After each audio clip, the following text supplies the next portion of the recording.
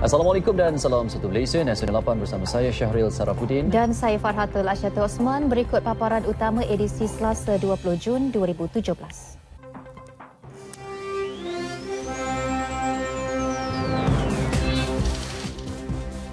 Malaysia teruskan dasar mesra pelabur asing. Operasi besar-besaran imigresen 1 Julai.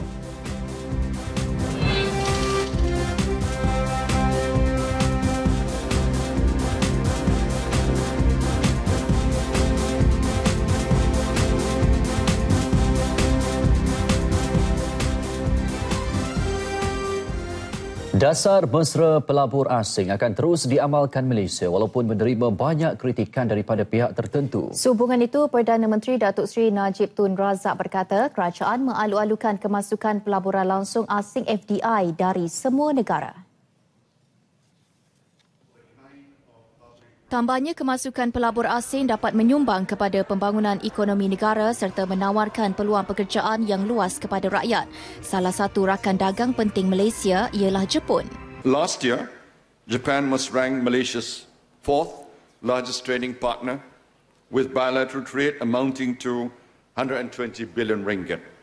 We believe there is huge potential for our bilateral economic relations to continue to grow as we tap opportunities together. Datuk Seri Najib berucap pada Majlis Pecah Tanah Projek Bukit Bintang City Centre BBCC dan Mitsui Shopping Park Lalaport KL Lalaport KL. Projek ikonik BBCC bakal dibangunkan di bekas tapak penjara Pudu. Ia bakal siap menjelang Disember 2020.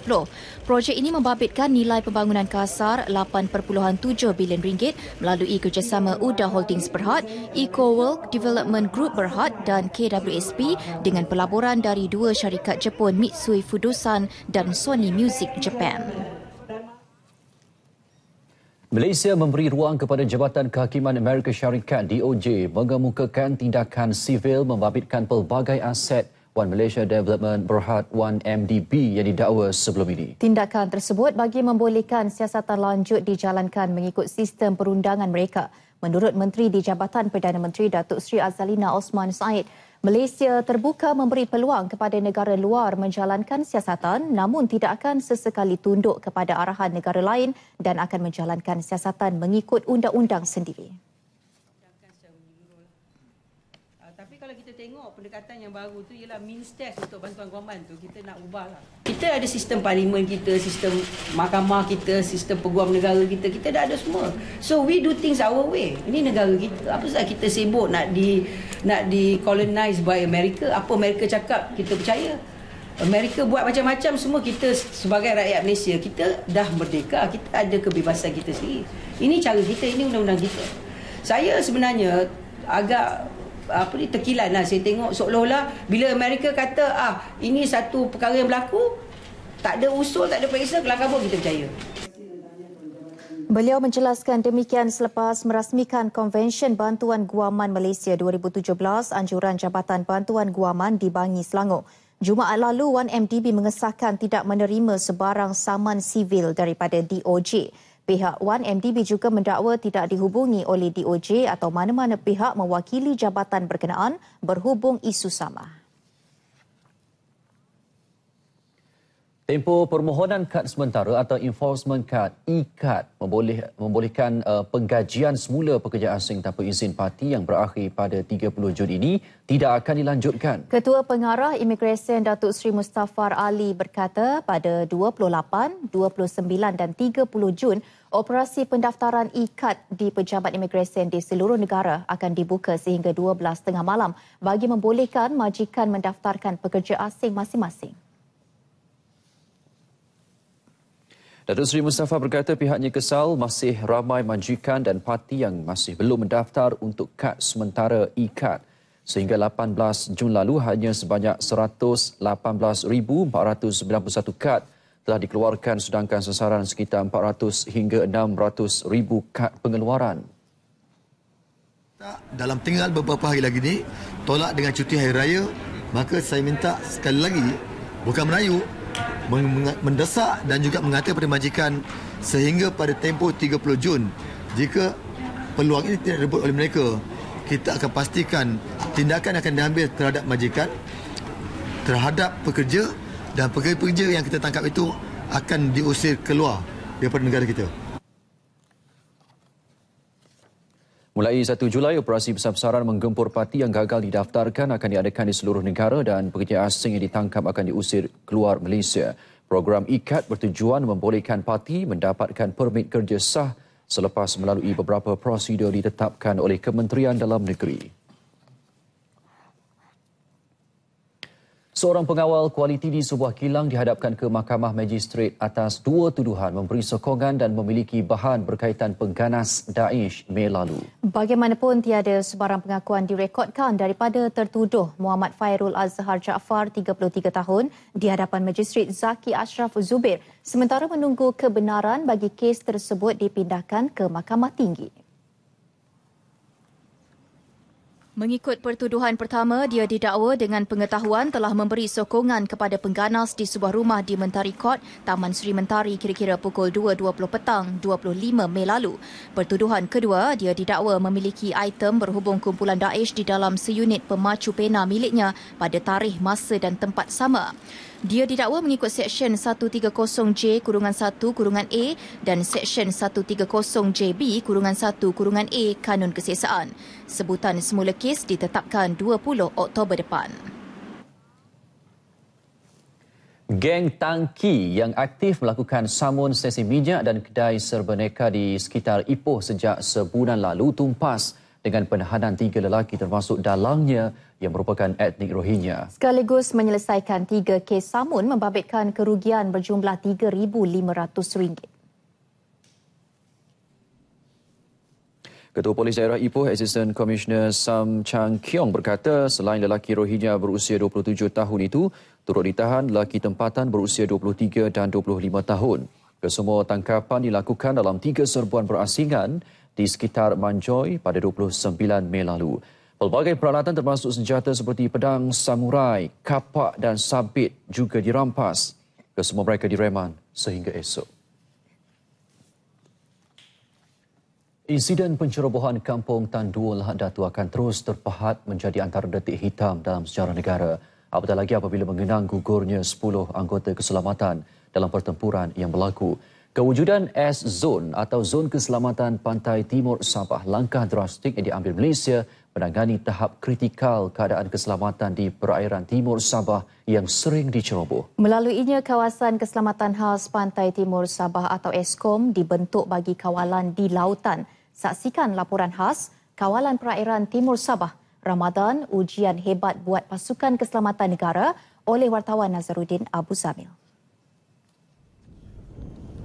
Perairan Pantai Timur Sabah seperti selalu hanya bunyi desir laut serta enjin bot yang memecah keheningan. Suhu mencecah 45 darjah Celsius.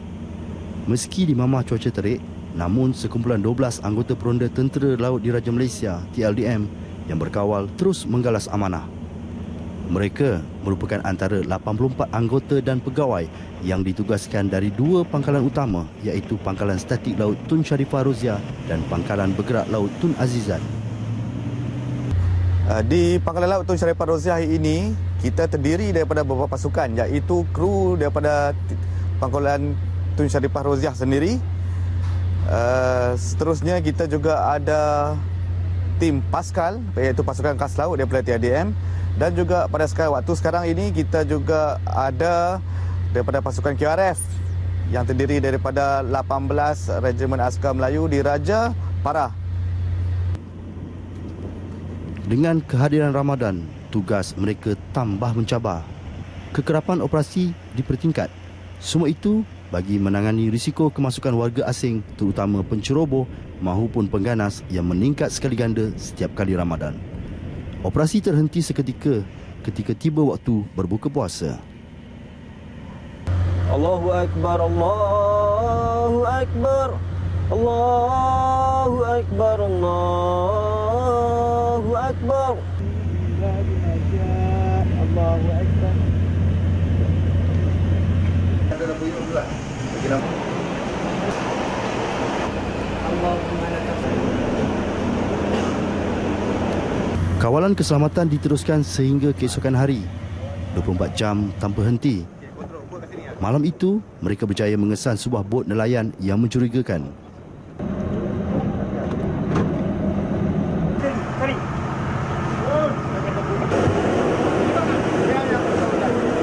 Kalau contoh, satu kawasan ni tak ada line telefon, terus pakai kom. Pakai itu dah pakai. Bukan sahaja di lautan, rondaan dan kawalan keselamatan ketat turut melibatkan 360 buah pulau yang bertebaran di sepanjang pesisir kawasan S-Zone atau Zon Keselamatan Pantai Timur Sabah ini. Kapalai, Mabul dan Pulau Bumbum antara tarikan pusat peranginan yang seringkali diintai pengganas termasuk militan Sulu, Abu Sayyaf dan terkini militan Mauti yang menyebar ideologi Daesh. Ini bukan satu tugas mudah. Kawasan ini punya keluasan sejauh 121,270 batu nautika persegi. Namun, demi imej dan kedaulatan negara, meski payah, semua itu perlu ditangani dengan berani. Memang benar, pencemburuan Laut Datu tidak sehebat apa yang berlaku di Asia Barat. Namun, ia sudah cukup memberi detik hitam buat sejarah negara dan memberi peringatan kepada kita bahawa pentingnya menjaga perairan negara, pintu masuk utama ke negara kita tak kira masa walaupun berada di bulan Ramadan. Dan untuk paparan yang lengkap, saksikan Jurnal Best 21 Jun ini jam 8.30 malam di TV1. Dari perairan Sabah, Nazrul Abu Zamir untuk Berita RTM. Sambutan Aidilfitri bagaikan tidak sah jika tidak menggayakan pakaian baru terutama di kalangan kanak-kanak. Bagi golongan yang kurang berkemampuan, pemberian barang keperluan untuk menyambut Aidilfitri diterima dengan penuh kesyukuran. Atas keprihatinan itu, Kelab Polis IPD Petaling Jaya, Pejabat Penerangan BN Taman Medan, Petaling Jaya dan Surau An-Nur menganjurkan majlis meraikan golongan yang kurang berkemampuan sempena Ramadan ini. Kira-kira 100 orang anak yatim, ibu tunggal dan golongan asnaf dan OKU dibawa untuk membeli pakaian baru di sebuah pusat beli belah di ibu negara. Kegembiraan jelas terpancar pada wajah anak-anak tersebut kerana mendapat beberapa helai pakaian baru secara percuma. Kalau you tengok anak-anak kita walaupun dia OKU, dia minat bila tengok keadaan, dia rasa happy. Saya harap benda-benda ini bukan saya saja, saya minta seluruh pemimpin-pemimpin masyarakat di seluruh negara tampillah ke hadapan, bantulah mereka yang memerlukan. Ini sempena hari baik, bulan baik. Program seumpama ini merupakan salah satu program kemasyarakatan bagi Pejabat Koordinator DUN Taman Medan. Sementara itu, penduduk di lembah pantai memeriahkan keberkatan bulan Ramadan melalui program Jom Kacau Dodol. Sebanyak 15 kawah dodol dimasak dengan kerjasama para sukarelawan dan petugas sebahagian penerangan UMNO Lembah Pantai. Ini adalah salah satu program UMNO bahagian yang memberi impak yang baik pada masyarakat setempat untuk memeriahkan lagi, imarahkan Ramadan agar mereka-mereka yang di sini dapat menikmati sedikit juadah. Lebih 1,000 paket dodol dapat diagihkan kepada penduduk dan orang ramai. Raja Perlis Tuanku Said Sirajuddin Putra Jamlul Lai dan Raja Perempuan Perlis Tuanku Tengku Fauziah Almarhum Tengku Abdul Rashid berangkat menghadiri majlis iftar di Istana Arau. Turut berangkat hadir Raja Muda Perlis Tuanku Said Faizuddin Putra Jamalul Lail dan Raja Puan Muda Tuanku Hajah Lailatul Syahrin Akasha Khalil.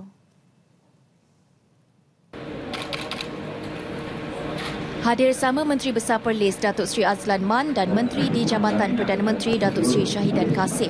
Majlis turut meraikan 30 anak yatim.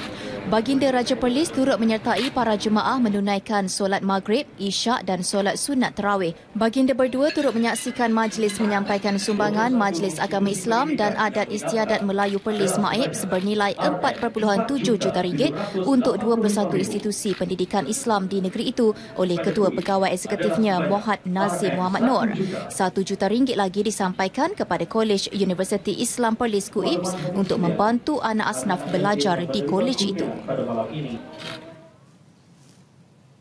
Asnaf di bandar istilahnya kelihatan janggal, namun itulah realiti sebahagian besar penduduk PPR di ibu kota Kuala Lumpur. Sempena menjalannya Syawal tahun ini, RTM menerbitkan laporan eksklusif dengan kerjasama Kementerian Wilayah Persekutuan bagi menyelami kehidupan keluarga yang dikategorikan sebagai asnaf di Kuala Lumpur.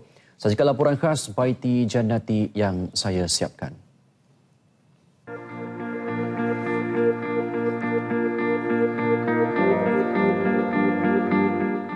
Pertama kali menjejakkan kaki ke rumah seorang warga emas di PPR Kerinci, Lembah Pantai, air mata saya tiba-tiba tumpah mengenangkan kehidupan yang dilalui mereka setiap hari. Sebuah rumah yang bagaikan stor tanpa kelengkapan yang cukup ini didiami oleh 9 orang. Zainab Arifin berusia 76 tahun, lebih mesra disapa Nek Nap, tinggal bersama anak perempuannya bersama 5 cucu, seorang cicit dan seorang anak angkat. Nek Nap tidak bekerja dan hanya menerima bantuan sara diri daripada Baitul Mal, manakala anaknya bekerja sebagai pembantu kedai dengan pendapatan hanya RM300 sebulan. Nasib mereka mendapat perhatian Kementerian Wilayah Persekutuan melalui program Baiti Jannati atau Rumahku Syurgaku. 6 Jun yang lalu, keluarga Nek Nap bersama 5 lagi keluarga yang lain dibawa melancong ke Genting Highlands selama 3 hari 2 malam. Dari raut wajah mereka, saya sangat terharu melihat betapa seronoknya mereka dapat merasa tinggal di hotel dan berbuka puasa bersama dengan selesa. Untuk bulan Ramadan ni harap mudah-mudahan murah rezeki anak-anak akak. Sekarang pun dah ada dah, Alhamdulillah. Apa yang dapat sekarang pun bersyukur dengan anak-anak semua. Tuan pun tak pernah bercuti kan sekali kan. Semua dapat bercuti sekali. Alhamdulillah. Sepanjang berada di sana, rumah mereka diubah suai dari segenap penjuru. Dapur, lantai, kipas, lampu, cat, perabot, semuanya serba baru. Baik, hari kedua proses untuk mewajahkan rumah ini semula. Cat sudah baru, pintu sudah baru. Kalau kita tengok, kipas baru, lampu baru, semuanya hampir siap sepenuhnya. Dan esok menanti masa untuk penghuni ataupun pemilik rumah ini kembali di sini. Hari yang dinanti menjelang tiba, iaitu hari ketiga mereka meninggalkan rumah. Keluarga Nek Nap pulang dari Genting Highlands dan mereka dibawa membeli belah pakaian kelengkapan raya. Selesai membeli belah, akhirnya tibalah masa untuk mereka pulang ke rumah. Saat pintu rumah dibuka, Nek Nap sekeluarga terkejut kerana yang menanti mereka di dalam rumah ialah Menteri Wilayah Persekutuan dan rombongan penaja. Bagaikan tidak percaya, rumah mereka berubah wajah 360 darjah. Jadi rumah ni, Pak makcik tak payah bayar tiap bulan dah. Kita bagi, dia bagi oleh Selcom. Ini kunci dia. Okey dia. Pihak Selcom telah memberi sumbangan kos pembelian rumah. DBKL membantu membaik pulih rumah, manakala Badan Amal Kasih Ibu Wilayah Persekutuan, Yayasan Wilayah Persekutuan dan Yayasan Al-Mansuriah pula menyumbang perkakasan perabot baru kepada mereka. Syukur sangat, Alhamdulillah. Tak sangka. Terima kasih pada Datin, Datuk dan Menteri Wilayah semua. Terima kasih. Tahu sangat. Balik-balik semua rumah dah bertukar jadi macam rumah baru. Alhamdulillah. Bercuti 3 hari 2 malam dengan makan yang sedap. Anak-anak dengan baju raya, bawa shopping. Semua kelengkapan untuk hari raya semua dah siap. So akak tak payah nak buat apa-apa lah. Alhamdulillah sangat. Mereka tak tahu pun kita perbaiki rumah dia, cat rumah dia, perbaiki tandas dia dalam masa 3 hari 2 malam. Jadi saya harap kawan-kawan saya yang lain, syarikat-syarikat swasta seperti macam Selcom, sekarang ni Selcom bantu dengan kita. Jadi kita akan bekerjasama dengan syarikat-syarikat swasta lain. Marilah bantu warga wilayah persekutuan ini. Semoga Syawal tahun ini menjadi permulaan hidup baru buat Nek Nap sekeluarga. Laporan Syarif Sarafuddin untuk RTM. Bersua kembali. Malaysia akan memberi lebih tumpuan kepada ekspor dalam sektor perkhidmatan bagi mengurangkan pergantungan terhadap ekspor barangan dan bahan mentah. Menurut Menteri Perdagangan Antarabangsa dan Industri MITI, Datuk Seri Mustafa Mohamad, antara industri berpotensi di bawah sektor itu adalah industri kreatif, perkhidmatan profesional dalam pembinaan, kejuruteraan, seni bina serta perundangan. Going forward, kita perlu galakkan export services. Dan kreatif area ni walaupun kecil, Malaysia mempunyai kebolehan, kemampuan pakar-pakar tokoh-tokoh yang hebat, yang kreatif, yang mampu untuk menarik perhatian dunia. Kita perlu diversify. Kita tak boleh bergantung kepada 2-3 buah negara, tak boleh bergantung kepada 2-3 produk saja. Dan going forward, kita perlu menggalakkan ekspor perkhidmatan, ya. Dan termasuklah construction, engineering services, architecture, legal services, umpamanya kita masih lagi banyak mengimport ratio of mungkin 3-1, ya. Yang kita ekspor ni sikit sangat, banyak kita import. Selain sektor perkhidmatan, Datuk Seri Mustafa berkata Malaysia akan turut memberi tumpuan kepada sektor aeroangkasa dan e-dagang dalam mempelbagaikan portfolio perdagangan negara. Beliau berkata demikian dalam sidang media Majlis Pelancaran MITI Report 2016 edisi ke-25 di Ibu Negara. Sementara itu, Datuk Seri Mustafa berkata kerajaan kekal dengan sasaran pertumbuhan perdagangan sebanyak 5% tahun ini bersandarkan cabaran geopolitik dan ketidaktentuan harga minyak. Menjelang Sukan SEA dan Sukan Para ASEAN KL 2017, Bandar Sukan Kuala Lumpur KL Sport City Fasa 1 kini 98% siap. Ia meliputi Stadium Nasional, Axiata Arena, Pusat Akuatik, Stadium Hoki selain pelbagai lagi plaza dan infrastruktur.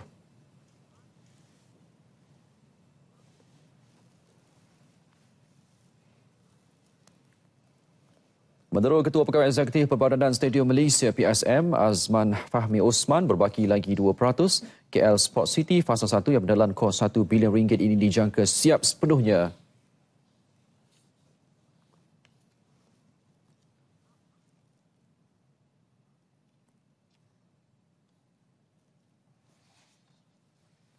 In additional things like basketball court, futsal court, outdoor gym, playground, and so on. So this is to get people more excited to come to the stadium during non-events. And like I mentioned, there's a jogging track for people to use after you get. Projek Bandar Sukan Kuala Lumpur ini memberi fokus kepada kerja menaik taraf venue-venue sedia ada. Bagi Pusat Akuatik Kebangsaan, selain berwajah baru, ia turut dipasang platform baharu untuk acara terjun yang mengikut spesifikasi Persekutuan Renang Antarabangsa FINA, selain menaik taraf kolam renang, bumbung baharu dan sistem lampu serta skrin berdefinisi tinggi HD. Atlet pelayaran negara Khairul Nizam Muhammad Afendi kini memasuki fasa akhir latihan sebagai persediaan sebelum menghadapi Sukan SEA 2017 Ogos ini. Bertanding di tempat sendiri di Pusat Latihan Perahu Layar Kebangsaan Langkawi memberi kelebihan kepadanya yang menyasarkan pingat emas menerusi 2 kategori. Bulan Ramadan bukanlah alasan untuk pelayar negara ini berehat daripada latihan. Baru pulang ke tanah air selepas menjalani latihan di Croatia selama 3 minggu bersama pasukannya, Khairul Nizam kini giat menyambung semula latihan di Langkawi. Khairul Nizam yang menjalani pembedahan lutut kiri awal tahun ini bakal membawa cabaran negara dalam acara racing laser standard individu dan berpasukan bersama Muhammad Farhan Hamid dan Asri Azman.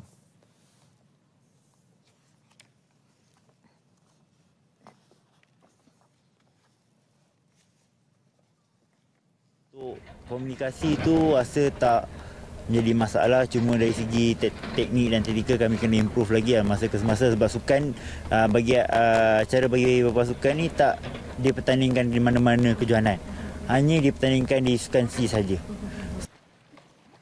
Selepas bercuti sempena Aidilfitri, atlet perahu layar negara akan kembali semula ke Croatia untuk sesi latihan.